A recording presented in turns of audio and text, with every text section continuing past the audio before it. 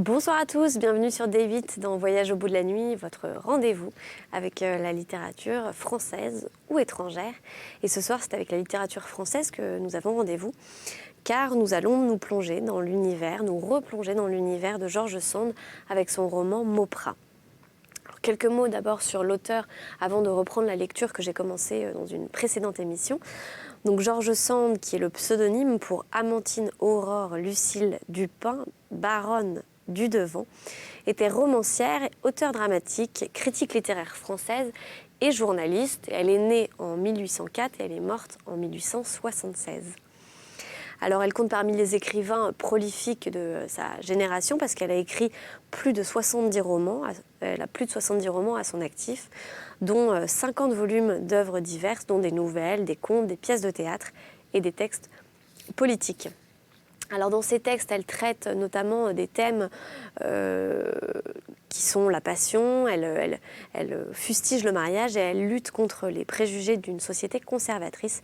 Et aussi, elle prend la défense des femmes et de la condition des femmes dans la plupart de ses ouvrages. Alors elle a fait scandale, elle est notamment connue aussi pour sa vie amoureuse agitée, aussi pour le fait d'avoir changé, d'avoir utilisé un pseudonyme George Sand masculin, qu'elle a adopté dès 1829, et par sa tenue vestimentaire qu'elle adoptait aussi, et qui était une tenue vestimentaire masculine. Alors, pardon, je me gratte le nez. Elle contribua activement à la vie intellectuelle de son époque, et elle s'est aussi illustrée notamment par son engagement politique à partir de 1848. Alors ce soir, nous allons passer la soirée avec Mauprat, un roman qu'elle a écrit et qui a été publié en 1837, qui retrace notamment, en tout cas qui se passe dans la région du Berry, qu'elle connaît très bien et qui représente une partie de sa vie car elle y a grandi et elle y a vécu à l'aube de la Révolution française au XVIIIe siècle. Voilà, donc c'est un roman qui retrace plusieurs aspects, qu'elle aime, plusieurs éléments qu'elle aime traiter. À savoir, donc c'est un roman d'amour et en même temps une histoire de famille, mais c'est aussi un roman qui traite de l'éducation et c'est aussi une fable philosophique et un manifeste féminin. Voilà, donc avant de reprendre la lecture au chapitre 2, je voudrais vous encourager à réagir sur les réseaux sociaux avec le hashtag VBN. N'oubliez pas que vous pouvez vraiment toujours interagir avec nous et nous suggérer des romans que vous aimeriez qu'on lise dans cette émission. Avec le hashtag VBN sur les réseaux sociaux. Donc je reprends la lecture à la page 53 et je vous souhaite une très bonne soirée.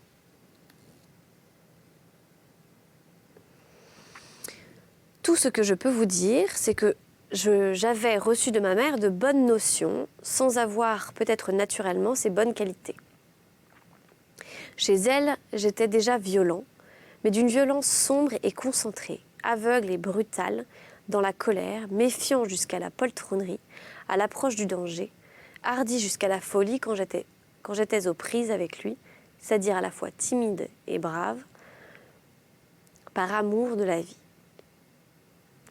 J'étais d'une opiniâtreté révoltante, pourtant ma mère seule réussissait à me vaincre, et sans bien raisonner, car mon intelligence fut très tardive dans son développement, je lui obéissais comme à une sorte de nécessité magnétique.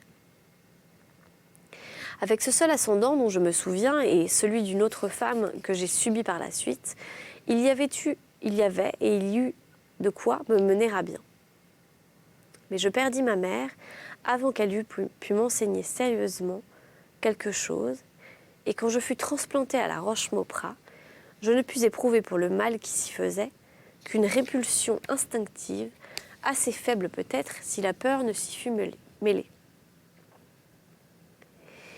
Mais je remercie le ciel du fond du cœur pour les mauvais traitements dont j'y fus accablée, et surtout pour la haine que mon oncle Jean conçut pour moi. Mon malheur me préserva de l'indifférence en face du mal, et mes souffrances m'aidèrent à détester ceux qui la commettaient. Ce Jean était certainement le plus détestable de sa race. Depuis qu'une chute de cheval l'avait rendu contrefait, sa méchante humeur s'était développée en raison de l'impossibilité de faire autant de mal que ses compagnons. Obligé de rester au logis quand les autres partaient pour leurs expéditions, car il ne pouvait monter à cheval, Il n'avait de plaisir que lorsque le château recevait un de ces petits assauts inutiles que la maréchaussée lui donnait quelquefois, comme pour l'acquit de sa conscience. Retranché derrière un rempart en pierre de taille qu'il avait fait construire à sa guise, Jean, assis tranquillement auprès de sa couve levrine, effleurait de temps en temps un gendarme et retrouvait tout à coup, disait-il, le sommeil et l'appétit qui lui ôtaient son inaction. Même il n'attendait pas le cas d'attaque pour grimper à sa chère plateforme, et là, accroupi comme un chat qui fait le guet, dès qu'il voyait un passant se montrer au loin sans faire de signal, il exerçait son adresse sur ce point de mire et le faisait rebrousser chemin. Il appelait cela « donner un coup de balai sur la route ». Mon jeune âge me rendant incapable de suivre mes oncles à la chasse et à la maraude, Jean devint naturellement mon gardien et mon instituteur, c'est-à-dire mon geôlier et mon bourreau. Je ne vous raconterai pas les détails de cette infernale existence. Pendant près de 10 ans, j'ai subi le froid, la faim, l'insulte, le cachot et les coups, selon les caprices plus ou moins féroces de ce monstre. Sa grande haine pour moi vint de ce qu'il ne put parvenir à me dépraver. Mon caractère rude, opiniâtre et sauvage me préserva de ses viles séductions. Peut-être n'avais-je en moi aucune force pour la vertu, mais j'en avais heureusement pour la haine. Plutôt que de complaire à mon tyran, j'aurais souffert 1000 morts. Je grandis donc sans concevoir aucun attrait pour le vice. Cependant, j'avais de si étranges notions sur la société que le métier de mes oncles ne me causait par lui-même aucune répugnance.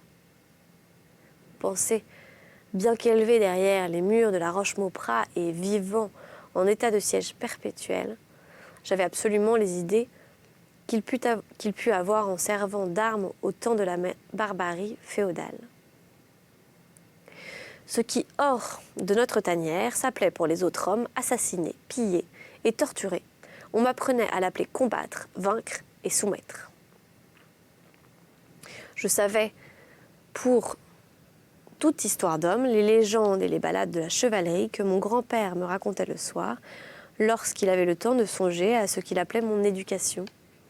Et quand je lui adressais quelques questions sur le temps présent, il me répondait que les temps étaient bien changés.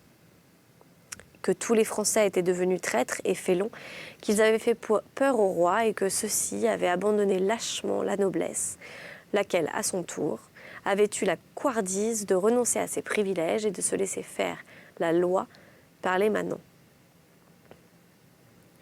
J'écoutais avec surprise et presque avec indignation cette peinture de l'époque où je vivais, époque pour moi indéfinissable.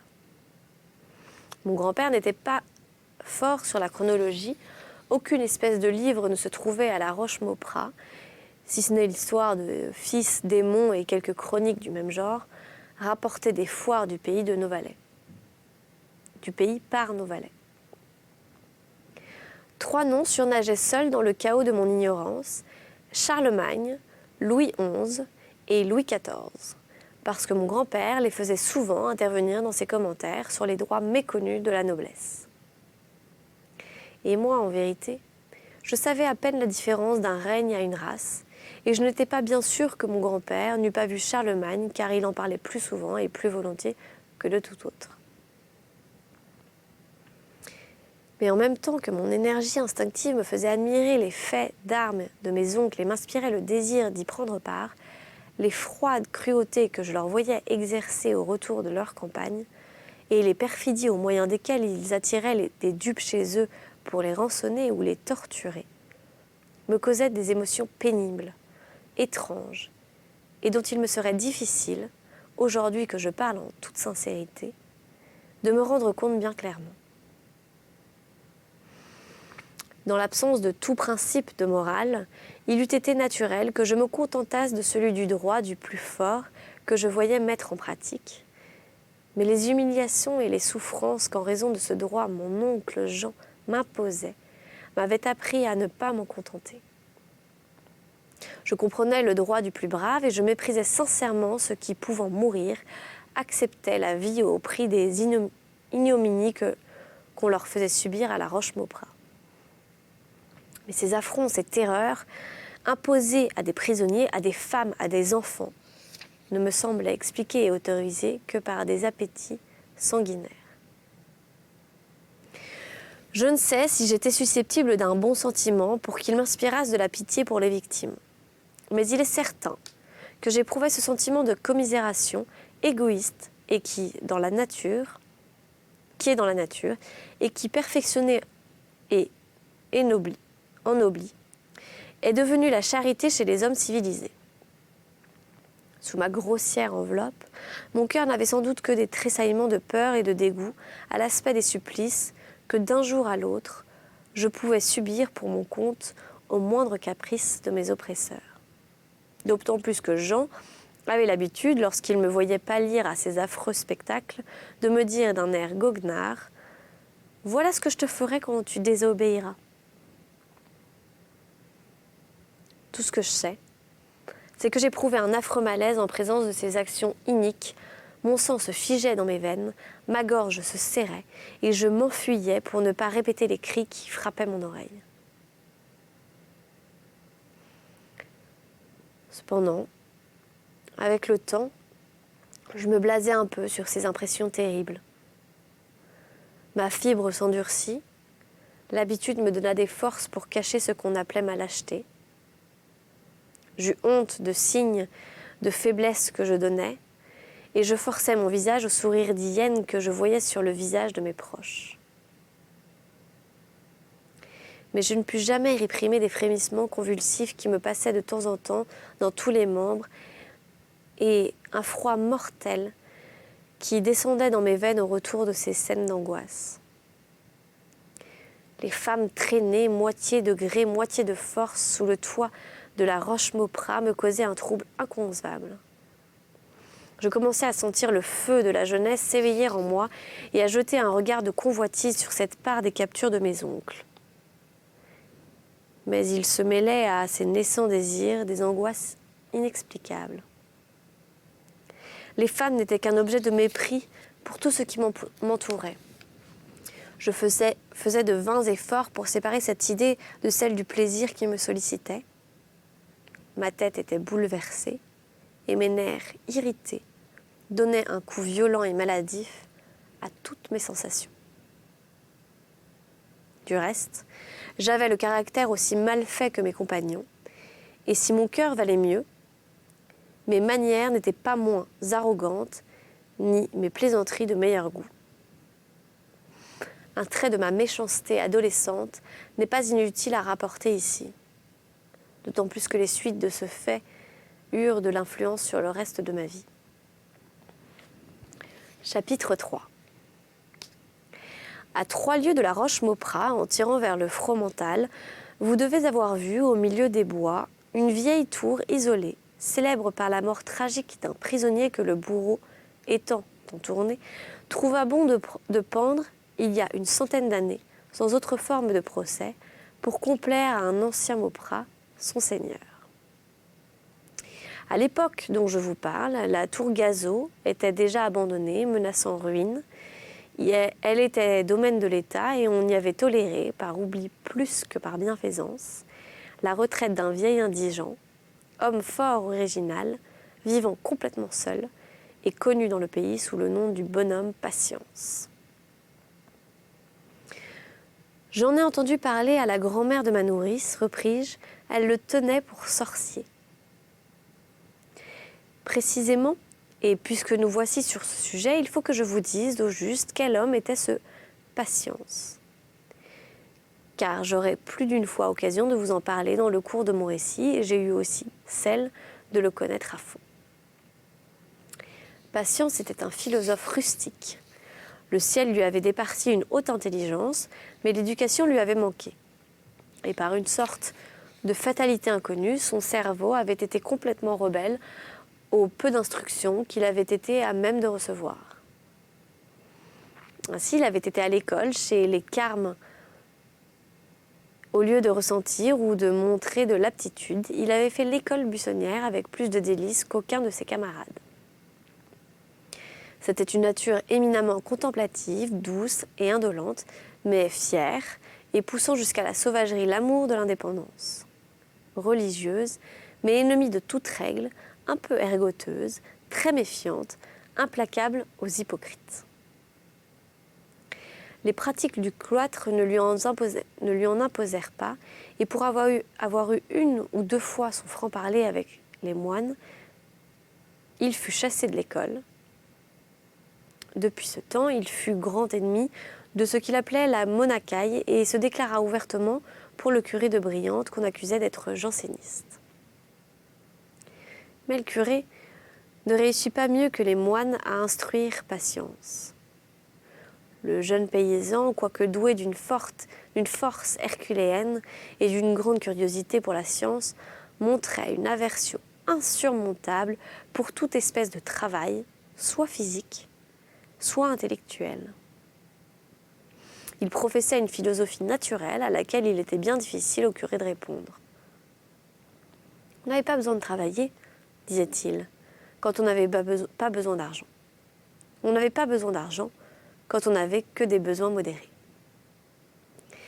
Patience prêchait d'exemple dans l'âge des passions, il eut des mœurs austères, ne but jamais que de l'eau, n'entra jamais dans un cabaret, ne sut point danser et fut toujours fort gauche et timide avec les femmes, auxquelles d'ailleurs son caractère bizarre, sa figure sévère et son esprit un peu railleur ne plurent point. Comme s'il eût aimé à se venger par le dédain de cette défaveur ou à s'en consoler par la sagesse, il se plaisait, comme autrefois Diogène, à dénigrer les vains plaisirs d'autrui, et si quelquefois on le voyait passer sous la ramée au milieu des fêtes, c'était pour y jeter quelques saillies ingénues, éclairs de son inexorable bon sens. Quelquefois aussi, son intolérable moralité s'exprima d'une manière acerbe et laissa derrière lui un nuage de tristesse ou d'effroi dans les consciences troublées. C'est ce que lui suscita de violents ennemis. Et les efforts d'une haine inepte, joints à l'espèce d'étonnement qu'inspirait son allure excentrique, lui attirèrent la réputation de sorcier. Quand je vous ai dit que l'instruction manqua à Patience, je me suis mal exprimée. Avide de connaître les hauts mystères de la nature, son intelligence voulut escalader le ciel au premier vol. Et dès les premières leçons, le curé janséniste se vit tellement troublé et effarouché de l'audace de son élève, il eut tant à lui dire pour le calmer et le soumettre, il fallut soutenir un tel assaut de questions hardies et d'objections superbes qu'il n'eut pas le loisir de lui enseigner l'alphabet, et qu'au bout de 10 ans d'études interrompues et reprises au gré du caprice ou de la nécessité, Patience ne savait pas lire. C'est à grand-peine qu'en suant sur son livre, il déchiffrait une page en 2 heures, et encore, il ne comprenait-il pas le sens de la plupart des mots qui exprimaient des idées abstraites.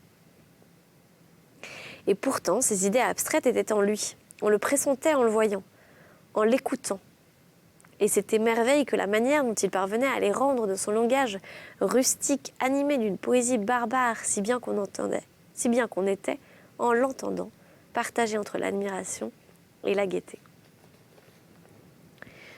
Lui, toujours grave, toujours absolu, ne voulait composer avec aucune dialectique.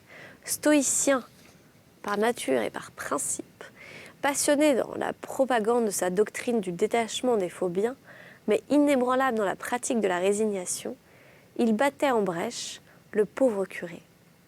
Et c'était à ces discussions, comme il me l'a raconté souvent dans ces dernières années, qu'il avait acquis ses connaissances en philosophie.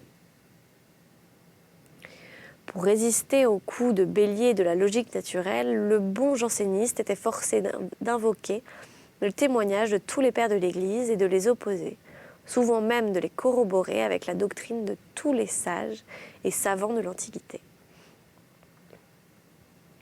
Alors les yeux ronds de Patience grossissaient dans sa tête, c'était son expression, la parole expirait sur ses lèvres et, charmé d'apprendre sans se donner la peine d'étudier, il se faisait longuement expliquer la doctrine de ces grands hommes et raconter leur vie. En voyant son attention et son silence, l'adversaire triomphait. Mais au moment où il croyait avoir convaincu cette âme rebelle, Patience, entendant sonner minuit à l'horloge du village, se levait, prenait congé de son hôte avec affection et, reconduit par lui jusqu'au seuil du presbytère, le consternait avec quelques réflexions laconiques et mordantes qui confondaient saint Jérôme et Platon, Eusèbe tout autant que Sénèque, Tertullien non moins qu'Aristote. Le curé ne s'avouait pas trop la supériorité de cette intelligence inculte. Néanmoins, il était tout étonné de passer tant de soirs d'hiver au coin de son feu avec ce paysan, sans éprouver ni ennui ni fatigue. Et il se demandait pourquoi le magistère du village et même le prieur du couvent, quoique sachant grec et latin, lui semblaient l'un ennuyeux, l'autre erroné dans tous leurs discours. Il connaissait toute la pensée des mœurs de Patience, et il s'expliquait l'ascendant de son esprit par le pouvoir et le charme que la vertu exerce et répand autour d'elle. Puis il s'excusait humblement chaque soir devant Dieu de ne pas avoir disputé avec son élève à un point de vue assez chrétien. Il confessait à son ange gardien que l'orgueil de sa science et le plaisir qu'il avait goûté à se voir écouter si religieusement l'avaient un peu emporté au-delà des limites de l'enseignement religieux, qu'il avait cité trop complaisamment les auteurs profanes, qu'il avait même trouvé un dangereux plaisir à se promener avec son auditeur dans les champs du passé pour y cueillir des fleurs païennes que l'eau du baptême n'avait pas arrosées et qu'il n'était pas permis à un prêtre de respirer avec tant de charme. De son côté, Patience chérissait le curé. C'était son seul ami, le seul lien qu'il eut avec la société, le seul avec qui il eut avec Dieu par la lumière de la science. Le paysan s'exagérait beaucoup le savoir de son pasteur. Il ne savait pas que même les plus éclairés des hommes civilisés prennent souvent à rebours ou ne prennent pas du tout les cours des connaissances humaines. Patience avait eu été délivré de grandes anxiétés d'esprit s'il eût pu découvrir à coup sûr que son maître se trompait fort souvent et que c'était l'homme et non la vérité qui faisait défaut. Ne le sachant pas et voyant l'expérience des siècles en désaccord avec le sentiment inné de la justice, il était en proie à des rêveries continuelles. Et vivant seul, errant dans la campagne à toutes les heures du jour et de la nuit, absorbé dans des préoccupations inconnues à ses pareils, il donnait de plus en plus crédit aux fables de sorcellerie débitées contre lui.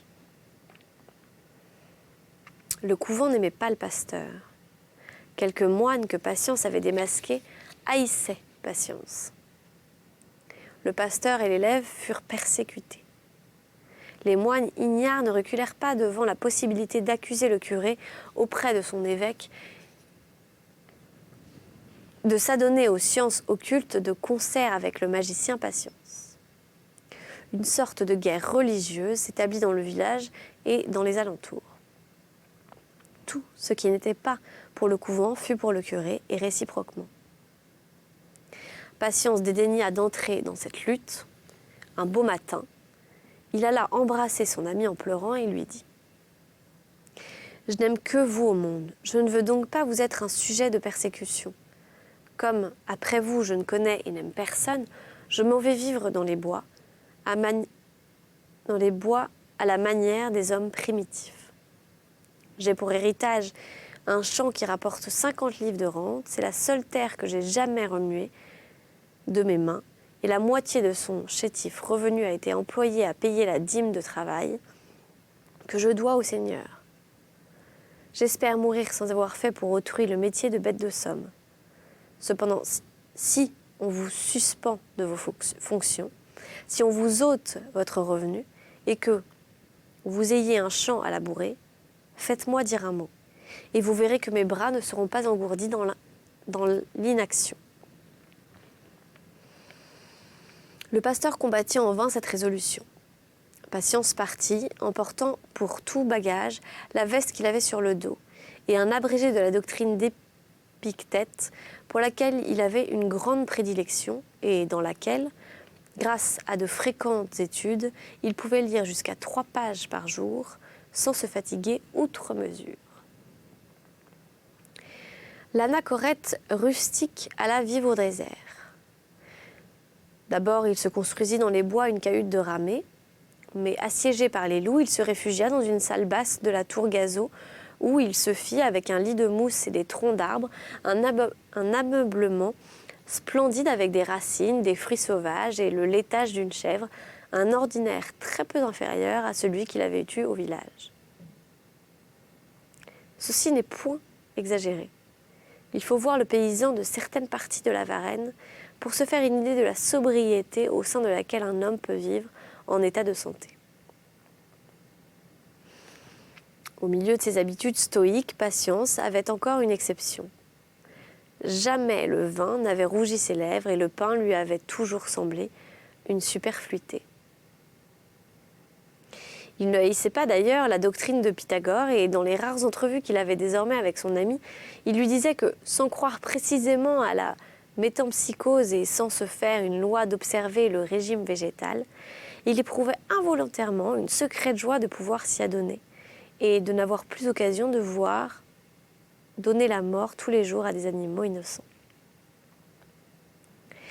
Patience avait pris cette étrange résolution à l'âge de 40 ans. Il en avait 60 lorsque je le vis pour la première fois, et il jouissait d'une force physique extraordinaire. Il avait bien quelques habitudes de promenade chaque année, mais à mesure que je vous dirai ma vie, j'entrerai dans le détail de la vie cénobitique de Patience. À l'époque dont je vais vous parler, après de nombreuses persécutions, les gardes forestiers, par crainte de se voir jeter un sort plutôt que par compassion, lui avaient enfin concédé la libre occupation de la tour Gazeau, non sans le prévenir qu'elle pourrait bien lui tomber sur la tête au premier vent d'orage. À quoi Patience avait philosophiquement répondu que si sa destinée était d'être écrasée, le premier arbre de la forêt serait tout aussi bon pour cela que les combles de la tour Gazeau. Avant de vous mettre en scène mon personnage de Patience, et tout en vous demandant pardon de la longueur trop complaisante de cette biographie préliminaire, je dois encore vous dire que dans l'espace de ces 20 années, l'esprit du pasteur avait suivi une nouvelle direction. Il aimait la philosophie, et malgré lui, le cher homme, il reportait cet amour sur les philosophes, même sur les moins orthodoxes. Les ouvrages de Jean-Jacques Rousseau le transportèrent, malgré toute cette résistance intérieure, dans des régions nouvelles.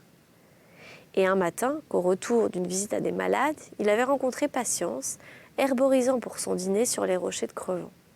Il s'était assis près de lui, sur la pierre druidique, et il avait fait à son propre insu la profession de foi du vicaire savoyard.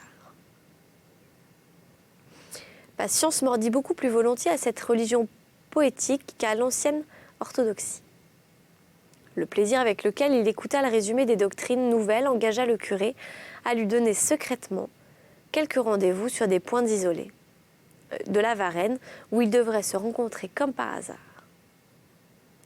Dans des conciliabules mystérieux, l'imagination de Patience, restée si fraîche et si ardente, dans la solitude, s'enflamma de toute la magie des idées et des espérances qui fermentaient alors en France, depuis la cour de Versailles jusqu'aux bruyères les plus inhabitées. Il s'éprit de Jean-Jacques et s'en fit lire tout ce qu'il fut possible d'en écouter sans comprendre les devoirs du curé. Puis il se fit donner un exemplaire du contrat social et alla l'épeler sans relâche à la tour Gazeau. D'abord, le curé ne lui avait communiqué cette manne qu'avec des restrictions, et tout en lui faisant admirer les grandes pensées et les grands sentiments du philosophe, il avait cru le mettre en garde contre les poisons de l'anarchie. Mais toute l'ancienne science, toutes les heureuses citations d'autrefois, en un mot, toute la théologie du bon prêtre fut emportée comme un pont fragile par le torrent d'éloquence sauvage et d'enthousiasme irréfrénable que Patience avait amassé dans son désert. Il fallut que le curé cédât et replia effrayé sur lui-même. Alors il trouva le fort intérieur lézardé et craquant de toutes parts. Le nouveau soleil qui montait sur l'horizon politique et qui bouleversait toutes les intelligences fondit la sienne comme une neige légère au premier souffle du printemps. L'exaltation de Patience, le spectacle de sa vie étrange et poétique qui lui donnait un air inspiré, la tournure romanesque que prenait leur relation mystérieuse, tout cela s'empara si fort du prêtre qu'en 1770, il était déjà bien loin du jansénisme et cherchait vainement, dans toutes les hérésies religieuses, un point où se retenir avant de tomber dans l'abîme de philosophie, si souvent ouvert devant lui par Patience, si souvent refermé en vain par les exorcismes de la théologie romaine. Et voilà, c'est ainsi que s'achève pour ce soir notre lecture ensemble. J'espère que vous avez passé un bon moment. Et quant à moi, je vous dis à très bientôt.